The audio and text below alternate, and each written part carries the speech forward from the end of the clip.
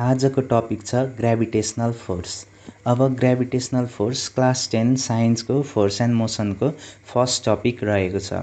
अब gravitational force के हो त त्यसबारे हेरौँ।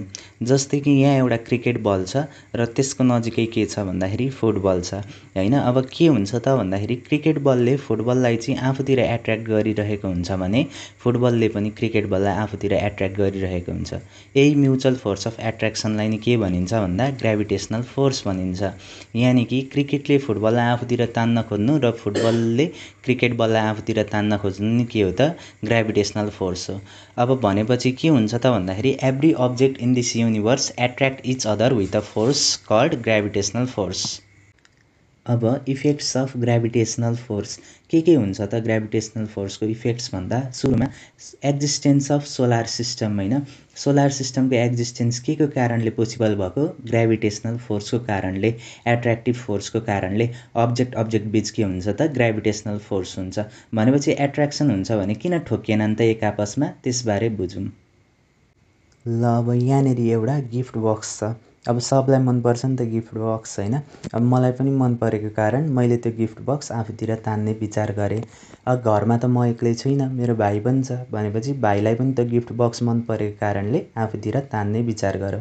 अब मैले 10 न्युटन फोर्स लाएर आफूतिर तान्न खोजेँ भने भाइले पनि 10 न्युटन फोर्स लाएर आफूतिर तान्न खोज्यो। यानि कि हामीले इक्वल फोर्स लायौँ तर अपोजिट डिरेक्सनमा लायौँ। भनेपछि त्यो गिफ्ट बक्स कसैले तान्न सक्छ त सक्दैन नि त। पोजिसन अफ गिफ्ट बक्स के हुँदैन चेन्ज हुँदैन क्या। त्यो गिफ्ट बक्स जहाँ थियो त्यहीँनेरि रहन्छ। अब सोलर सिस्टममा प्लानेट्स बीच किन कोलिजन हुँदैन अथवा प्लानेट्सहरू गएर सनसँग किन कोलाइड हुँदैन त्यो बारे बुझ्न सेन्ट्रिपेटल फोर्सको बारेमा बुझौँ। अब सेन्ट्रिपेटल फोर्स भनेको चाहिँ एउटा के हो भन्दा इनवार्ड फोर्स हो जसले चाहिँ कुनै पनि अब्जेक्ट चाहिँ सर्कुलर मोसनमा रोटेट गराइराख्न हेल्प गर्छ। भनेपछि यदि कुनै पनि अब्जेक्ट सर्कुलर मोसनमा छ भने टुवार्ड्स सेन्टर चाहिँ के हुन्छ त एउटा फोर्स लागिरहेको हुन्छ जसलाई चाहिँ के भनिन्छ सेन्ट्रिपेटल फोर्स भनिन्छ। अब प्लानेट्सहरूमा पनि के लागेको हुन्छ त सेन्ट्रिपेटल फोर्स लागेको हुन्छ टुवार्ड्स सेन्टर के को कारणले सनको ग्रेभिटेसनल पुलको कारणले। भनेपछि त्यो के हो सेन्ट्रिपेटल फोर्स हो। अब सेन्ट्रिफ्युगल फोर्स भनेको के हो त त्यसबारे बुझौँ। अब यो भनेको चाहिँ एउटा एपेरेन्ट आउटवार्ड फोर्स हो जसले चाहिँ कुनै पनि अब्जेक्ट चाहिँ यदि सर्कुलर मोसनमा छ भने त्यसलाई चाहिँ सर्कुलर पाथभन्दा अवे लग्न खोज्छ क्या। त्यस्तो फोर्सलाई के भनिन्छ भन्दाखेरि सेन्ट्रिफ्युगल फोर्स भनिन्छ। अब यदि हामी कुनै पनि एउटा कारमा छौँ र त्यो कारले चाहिँ सडेन्ली के गर्यो भन्दाखेरि टर्न लियो भने हामी चाहिँ के हुन्छौँ त भन्दाखेरि कारले जता टर्न लियो नि त्यसको अपोजिट डिरेक्सनमा चाहिँ पुस आउटवार्ड भए जस्तो फिल गर्छौँ। यानि कि कारले लेफ्ट टर्न लियो भने हामी राइट डिरेक्सनतिर पुस आउटवार्ड भए जस्तो फिल गर्छौँ। त्यही के हो सेन्ट्रिफ्युगल फोर्स हो। अब सेन्ट्रिपेटल र सेन्ट्रिफ्युगल फोर्सलाई चाहिँ डायग्रामको हेल्पले बुझौँ। अब अर्थलाई चाहिँ मुनले के गरिरहेको हुन्छ भन्दाखेरि सर्कुलर पाथमा रोटेट गरिरहेको हुन्छ। यानि कि मुनले चाहिँ towards centre of circular path चाहिँ के एक्सपिरियन्स गरिरहेको हुन्छ भन्दाखेरि सेन्ट्रिपेटल फोर्स एक्सपिरियन्स गरिरहेको हुन्छ हैन। सेन्ट्रिपेटल फोर्स चाहिँ मुनले एक्सपिरियन्स गर्यो र आउटवार्ड डिरेक्सनमा के एक्सपिरियन्स गरेको हुन्छ भन्दाखेरि आउटवार्ड डिरेक्सनमा चाहिँ मुनले सेन्ट्रिफ्युगल फोर्स चाहिँ एक्सपिरियन्स गरिरहेको हुन्छ। अब सेन्ट्रिपेटल र सेन्ट्रिफ्युगल फोर्स चाहिँ के हुन्छन् त इक्वल हुन्छन् र कस्तो हुन्छ इक्वल फोर्स हुन्छ र अपोजिट डिरेक्सनमा हुन्छ। र अघि हामीले त्यो गिफ्ट बक्समा हेरे जस्तै इक्वल फोर्स भयो अपोजिट डिरेक्सनमा भयो भने के हुन्छ त पोजिसन चेन्ज भएको थिएन गिफ्ट बक्सको।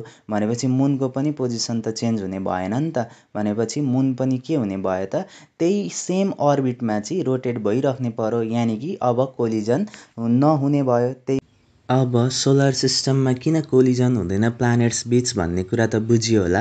अब यो फिगर हेरौँ। अब यो फिगरमा के देखाएको छ भन्दाखेरि वाटर लेभल चाहिँ ल्यान्डसँग एलाइन्ड छ हैन।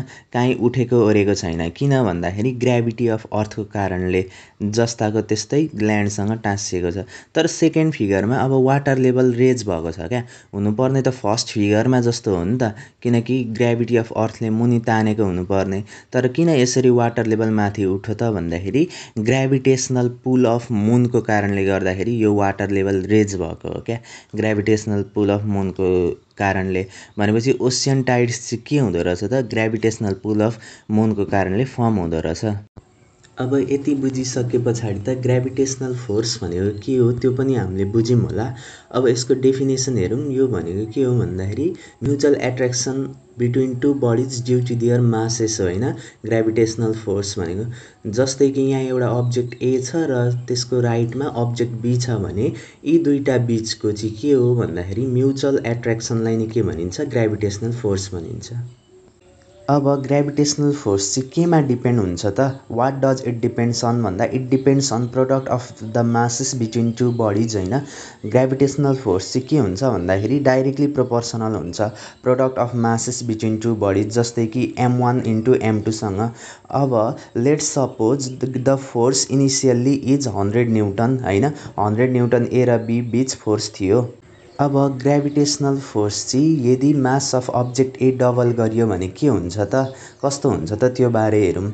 जस्तै अघि अब्जेक्ट ए को मास m1 थियो, अब अब्जेक्ट ए को मास डबल गरे पछाडि 2m1 हुने पर्यो र अब्जेक्ट बी को मास चाहिँ एज इट इज चेन्ज भएको छैन, m2 नै छ।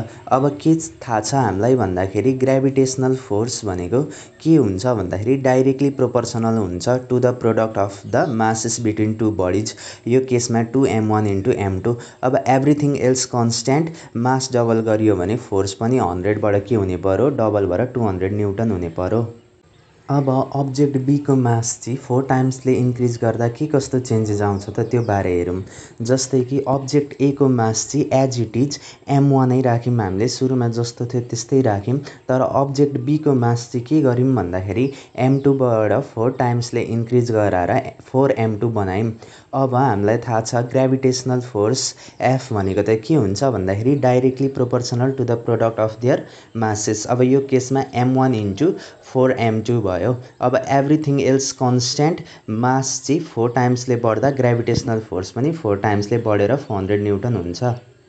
अब ग्राभिटेसनल फोर्स चाहिँ मासमा मात्र डिपेन्ड हुन्छ त हुँदैन नि त, केमा पनि डिपेन्ड हुन्छ भन्दाखेरि डिस्टेन्स बिट्विन टु अब्जेक्ट्समा पनि डिपेन्ड हुन्छ क्या ग्राभिटेसनल फोर्स भनेको चाहिँ। जस्तै कि यहाँ एउटा अब्जेक्ट छ लेफ्ट साइडमा ए भन्ने अब्जेक्ट छ, अब राइट साइडमा चाहिँ बी भन्ने अब्जेक्ट छ भने यी दुईटा बिचको डिस्टेन्स आर मानौँ हामी, यी दुईटा बिचको डिस्टेन्स आर छ भने अब ग्राभिटेसनल फोर्सको रिलेसनसिप कस्तो हुन्छ भन्दाखेरि डिस्टेन्ससँग इन्भर्सली रिलेसन हुन्छ क्या, इन्भर्स रिलेसन हुन्छ। जस्तै कि अब डिस्टेन्स बढ्यो भने फोर्स घट्छ, डिस्टेन्स घट्यो भने फोर्स बढ्छ, त्यस्तो हुन्छ। अब यदि distance between two objects A and B चाहिँ हामीले डबल गऱ्यौँ भने के कस्तो चेन्जेसहरू आउँछ त ग्राभिटेसनल फोर्समा त्यो बारे हेरौँ। अब लेफ्ट ह्यान्ड साइडमा अब्जेक्ट ए छ भने त्यसकै राइटमा के छ भन्दाखेरि अब्जेक्ट बी छ होइन। अब अघि त्यो दुईटा अब्जेक्ट बिच डिस्टेन्स आर थियो भने अब 2 टाइम्सले बढाउँदा कति हुने पर्यो 2r हुने पर्यो नि त। अब ग्राभिटेसनल फोर्सको के हुन्छ भन्दाखेरि डिस्टेन्ससँग चाहिँ इन्भर्स रिलेसनसिप हुन्छ, यानि कि अब डिस्टेन्स बढ्दाखेरि ग्राभिटेसनल फोर्स के हुन्छ घट्छ। अब स्क्वायर हुन्छ नि त डिस्टेन्सको, त्यही भएर 2 टाइम्सले डिस्टेन्स बढ्यो भने चाहिँ ग्राभिटेसनल फोर्स चाहिँ त्यो स्क्वायर रिलेसनसिपको कारणले 4 टाइम्सले घट्छ। भनेपछि अघि 100 न्युटन थियो भने अब 4 टाइम्सले घट्दाखेरि चाहिँ 25 न्युटन हुने पर्यो। अनि अब डिस्टेन्स बिट्विन टु अब्जेक्ट्स चाहिँ के गरियो भन्दाखेरि अब चाहिँ हाफ गरियो क्या। अघि आर थियो भने अब त्यसलाई घटाइएर हाफ गरियो। अब जस्तै अब्जेक्ट लेफ्ट ह्यान्ड साइडमा अब्जेक्ट छ ए र त्यसकै राइट साइडमा के छ भन्दाखेरि अब्जेक्ट बी छ। अब अघि डिस्टेन्स आर थियो भने अब डिस्टेन्स हाफ गरियो नि त, भनेपछि अब न्यू डिस्टेन्स के भयो भन्दाखेरि r/2 भयो। अब ग्राभिटेसनल फोर्सको रिलेसनसिप के हो भन्दाखेरि inversely proportional to the square of the distance between their center, यानि कि अब डिस्टेन्स घटाउँदाखेरि के हुन्छ त भन्दाखेरि ग्राभिटेसनल फोर्स बढ्छ। अनि हाफ टाइम्सले घटाउँदा के हुन्छ इन्भर्स रिलेसनसिप हुन्छ, स्क्वायर रिलेसनसिप हुन्छ, त्यही भएर 4 टाइम्सले इन्क्रिज हुन्छ। हाफ घट्दाखेरि डिस्टेन्स 4 टाइम्सले इन्क्रिज हुन्छ। अनि डिस्टेन्स अब आर हुँदाखेरि चाहिँ 100 न्युटन थियो भने अब डिस्टेन्स r/2 हुँदा 400 न्युटन हुन्छ, 4 टाइम्सले बढ्छ। Now we can easily understand what Newton's law of gravitation states. It states that every object attracts every other object in the universe with the force directly proportional to the product of their masses and inversely proportional to the square of the distance between their centers. अब Newton's law of gravitation अनुसार चाहिँ force between two objects चाहिँ केमा depend हुँदो रहेछ भन्दाखेरि तिनीहरूको masses र डिस्टेन्समा, भनेपछि m1 into m2 by are square हुँदो रहेछ।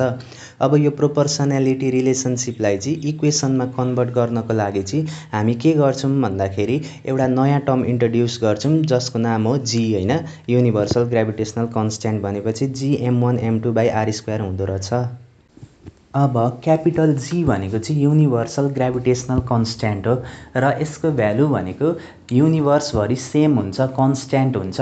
कुनै पनि दुईवटा अब्जेक्टलाई हेर्ने हो भने यसको भ्यालु सेम नै रहन्छ। अब यसको भ्यालु चाहिँ according to scientist 6.67 × 10⁻⁻11 newton metre square per kg square रहेको छ।